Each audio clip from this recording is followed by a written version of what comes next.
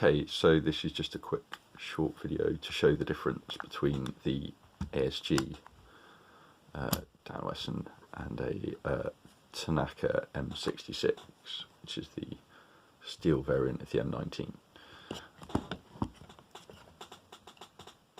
So, if you have a look here, as far as the build quality goes, we've got like quite a bit of wibble there without much encouragement on the Dan Wesson. This is 6mm Airsoft. It's not loaded, despite the fact there are shells in there. So the chamber usually doesn't want to close because this part here that they're using to get a better air seal, which it does, and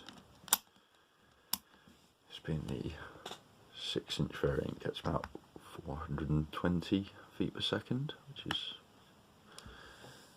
not bad, but it doesn't have a hop-up system at all, and the sights, to be honest, are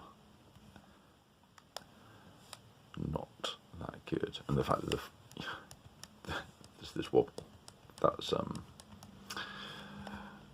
problems. Also, the chamber here tends to just flop around. It actually doesn't want to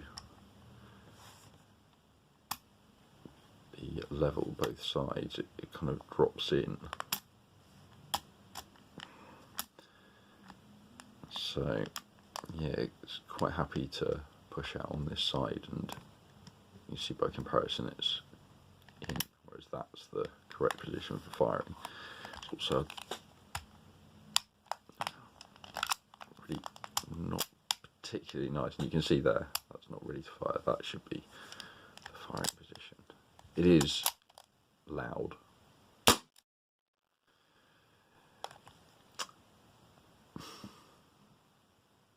but it's a bit shit.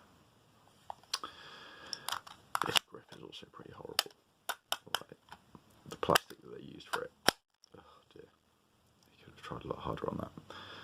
I don't know if this is an individual serial number, but it's not really like this is a collector's gun. I mean, you can see the seam line right down the middle of the hammer there. These are just like very cheap, mass produced.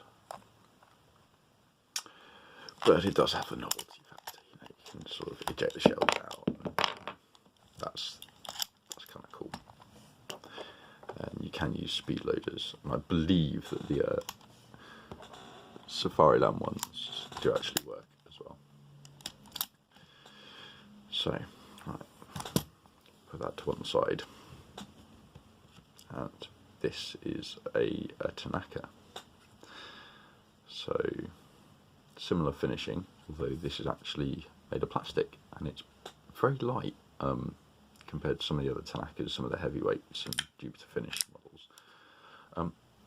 This is actually a really nice gun. It has the same sort of thing here, but it doesn't actually move, so it will actually just push in, and you can half cock the hammer, and you'll see this piece down here disengage. You can spin the cylinder and keep going, and it'll click as it popping back up. There we go, ready to shoot.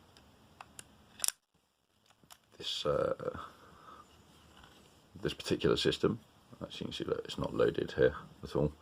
It holds the BBs in these in the front of here, and this one here is actually an internal magazine. Pretty cool. But as you can see, no seam lines, no nasty finishing points. I think this side panel is actually metal on here. In fact, you can sort of see by looking on the inside here. When you look the other side, you can see there's a metal plate, meaning that this all here is plastic. The actual hammer itself and the trigger, they're all metal, as is the cylinder as well, which does not actually want to move, especially when it's in the locked position with the hammer back. That's tight. It doesn't want to go anywhere. It's pretty cool. As for the sights, I've actually had to, as you can see, raise them up a little bit here. But that's fine. It can just be done through this adjustment screw.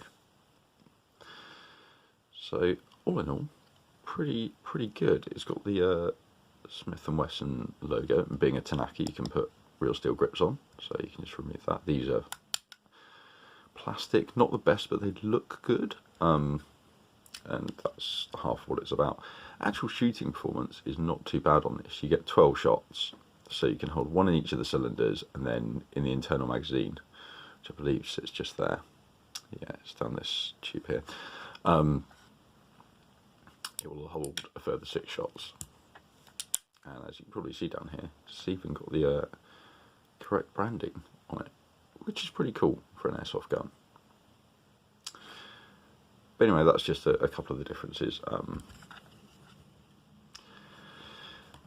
between these two guns.